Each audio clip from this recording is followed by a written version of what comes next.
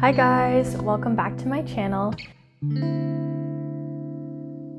In today's video, I'm going to be showing you everything that I've been sewing recently in the last couple months. I made most of these pieces in July, August, and through the beginning of September, so kind of the summer months. But a lot of these pieces are actually perfect for fall, so I thought it was a really good time to show you what I've made. I've sewn up 6 pieces in the last few months, which is pretty good for me. I've been finding that as the summer has been winding down, I've had a lot more time with my sewing machine. Honestly, the most time to sew that I've had in the last few years for sure. So it's been really fun just to have the time to sit down and get through the projects that I've been working on. There's a lot of different variety here, so let's just get into it and I'll show you what I've made. Okay, so the first thing I made is this cute summer tank top. I self-drafted this pattern. I based it off one of my very favorite tank tops that I had bought a few years ago from H&M. And that tank top has just started looking super ratty because I basically wear it at least 2 to 3 times per week all summer long. So I wanted to see if I was up to the challenge of duplicating it. So I just had a go at self-drafting the pattern and it turned out really well. That's the great thing about knits, is that they're so forgiving. So it was really a great time to practice my pattern drafting and a good first attempt at pattern drafting for me, because I knew that the fit would be pretty forgiving and that it would probably work out just fine. The fabric I used for this is from Blackbird Fabrics. It's their medium weight bamboo ribbed fabric, and this is the color Peacock. It's this really lovely emerald teal color, and it's really soft and really stretchy, so I think it was a good choice for this pattern. And the cut of the tank top is really nice. It's definitely form-fitting, but it's not super tight, so I wore this one a lot when I finished sewing it up at the end of the summer. I do think I'll probably put it into storage soon because it is cooling off here, but I know this is something that I will get a ton of wear out of, so I'm really happy with that project. And honestly, it was a good little reminder for me that knits are super fun to sew, especially when you find nice fabric like that. It's kind of fun to make something that feels like you bought it from a store. So it kind of re-inspired me to get back into knits a little bit more because I do wear those a lot in my daily life. So we're kind of gonna move through these from most summery to most appropriate for fall. So the tank top was definitely the most summery. I think that every other piece in here I can definitely wear in the fall. That's the only one I might not wear too much. So next up, I have a 2-piece linen set that I made for the summer, and specifically I made this with my summer vacation in mind. Over the summer I went to Italy, which was really amazing, and I just wanted to use it as a good excuse to wear all of my summery dress dreams. So to that end, I decided to sew a 2-piece set. So it's a little bit hard to tell on the hanger, but this top is a wrap style top. It's made from the Stitch Witch Patterns Tudor blouse pattern, which I featured before on this channel. So I'll show you the cutaways now so you can see what it looks like on. And to go with it, I made this super fun tiered skirt. I just drafted this pattern myself since a tiered skirt is pretty simple to make. And my skirt has 3 tiers, and it's a midi length, so it just goes a little bit below my knee, which is a length that I really like for the summer. Obviously, the great thing about a set is that you can wear the pieces separately or together. When I wore them together, I got a lot of compliments about the dress I was wearing, so that was kind of fun that when you wear them together it looks like a dress. But I also wore the skirt in particular a lot with a lot of tops. I find that simple tiered design. It goes with tank tops, you can tuck a t-shirt in, you could wear it with a sweater and leggings in the fall. So really, it was just a great make, and I really enjoyed how it looked. I sewed this up in another fabricstore.com linen. As you know, that's usually my go-to source for linen, although I must say, recently the shipping and customs fees have just gone up for whatever reason, so I do have a couple of Canadian linen suppliers that I do want to try out soon, so I'll keep you updated about that.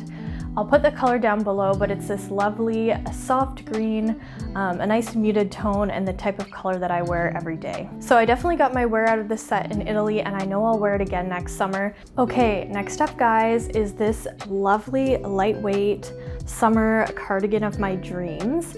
It's a wrap style cardigan. I used the pattern Coppelia cardigan by Paper Cut Patterns, and I sewed it up in this gorgeous lightweight cotton knit. I had bought this fabric from Fabricland several years ago before I was really good at picking out fabrics, to be honest, and I knew I loved it, but it sat in my collection for a long time because I just wasn't quite sure what to make of it, or what to make with it, I should say. Initially, I was thinking of kind of like a long beach wrap cover-up shawl. To be honest, for my personal style, I didn't know that I'd get a ton of wear out of it.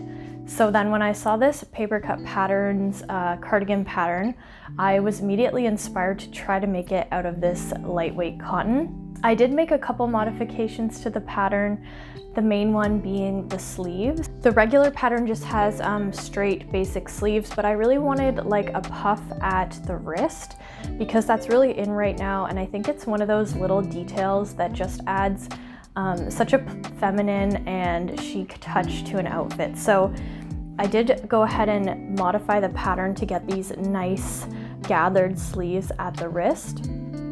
And even though for you veteran sewers, that's a pretty easy modification, for me it was one of the first times I'd ever tried to modify a pattern in any sort of appreciable way. And the fact that it turned out so well made me really happy. I did make some muslins of the sleeves, which I usually don't do, but I didn't want to waste this beautiful fabric. So I'm glad I played around with it a bit to get the fit that I really wanted. And I've already worn this a lot. I think it's going to be perfect for fall too, just like with a pair of jeans and boots and maybe a light jacket. I like that I can kind of wear it open and show a cute top underneath, or if I wrap it up, it just looks like a cute top on its own as well. So really proud of this one. Also, the seam finishes turned out really nice. They look really professional from the inside, which you cannot say for all of my projects, that's for sure. So this one was definitely a win. Okay, the last two pieces, for both of them I thought, oh, this is the hero piece. Like, this is the one that everyone's gonna love.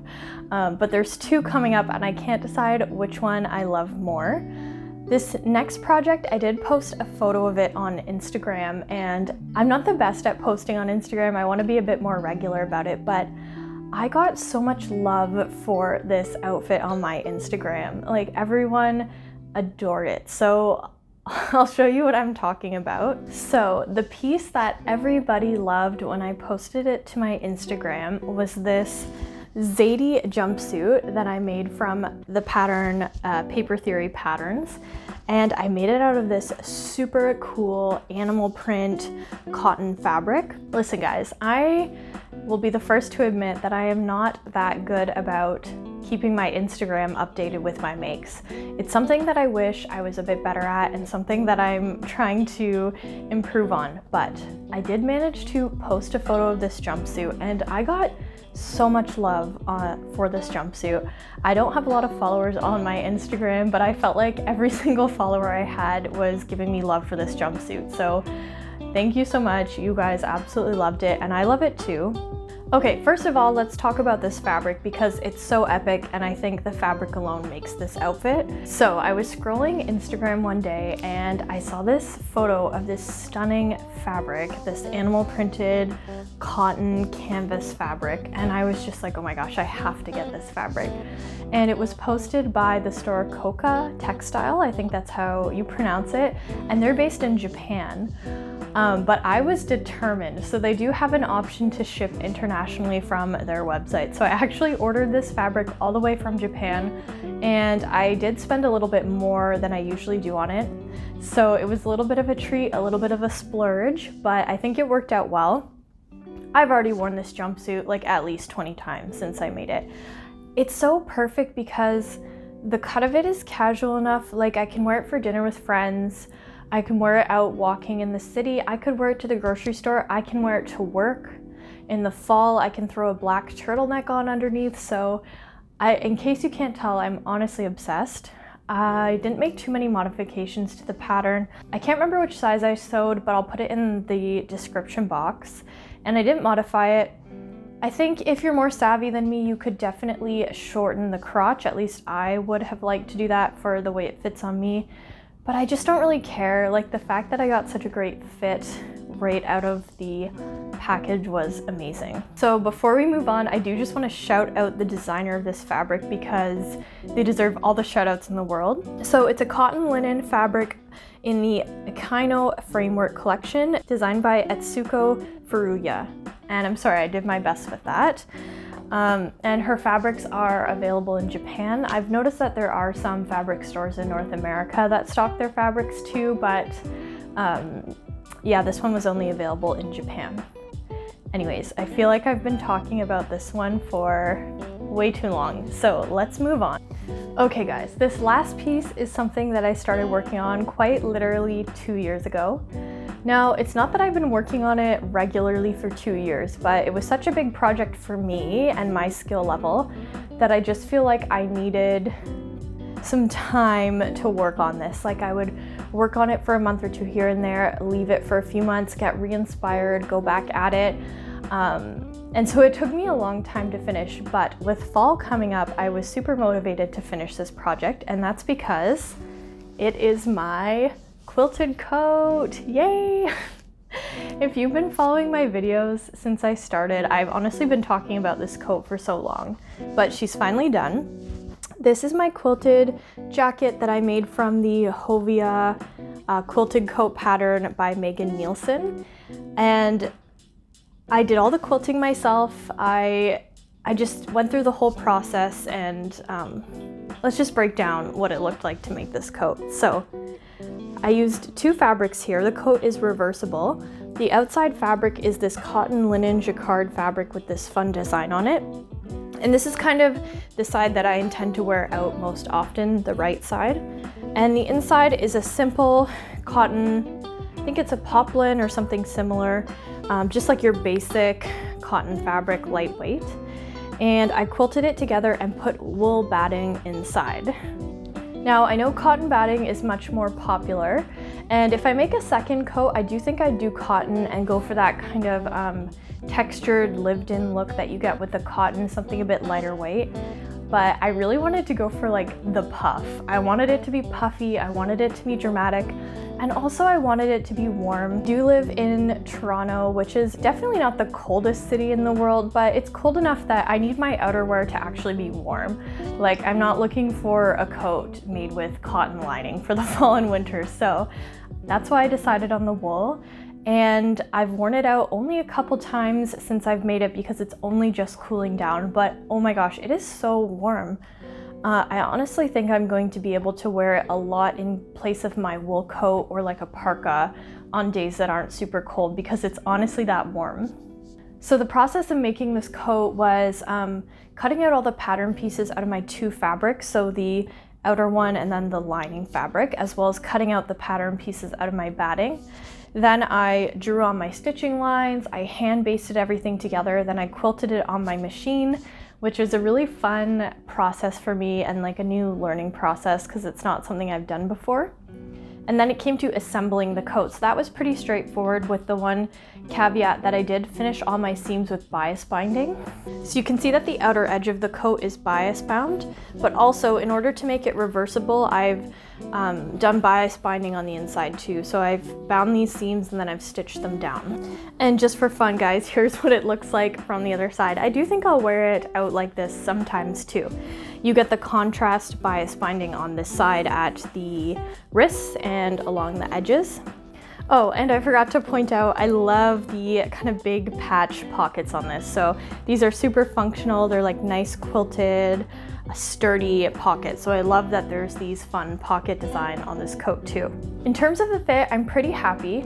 I think when I cut it out 2 years ago, I just wasn't as experienced with sewing as I am today. I cut it out 2 sizes big, so like 2 sizes above my usual size, because I was just really determined that I wanted it to be oversized. I wanted to be able to wear like a thick winter sweater underneath. And I often have problems with my shoulders. They are a little bit broad and I just hate feeling tight in coats, so I definitely wanted it to fit me. I think if I could go back and redo it, I'd sew it either my own size or one size up because the pattern was already designed to be oversized, so I didn't need to size up quite so much. It's definitely pretty roomy in the upper body, and there's a little bit of weirdness going on where the bodice attached to the sleeves, but given my experience level when I did it, I am really proud of it, and it's definitely wearable. So no major issues, just a couple of thoughts for you if you're trying to decide which size to sew up. I think your regular size or one size up would likely have a nice amount of ease in it already. Probably no need to size up 2 sizes like I did. All right, so that is everything that I made in the last couple months. Thank you so much for tuning into my video today. I know I haven't posted anything in a while. I'm obviously not a super professional YouTuber. Like, I just try to do this kind of thing when I have the time. I'm always trying to be a little bit more regular about it, so I hope you will stick around. I am going to be filming another video soon all about my fall sewing plan, so please do stay tuned for that. If you like this video, please give it a thumbs up, and if you like the type of content I'm posting, please consider subscribing to my channel so you can stay up to date with my sewing and crafting. Okay, that's all for today, guys. I'll see you in my next one. Bye for now.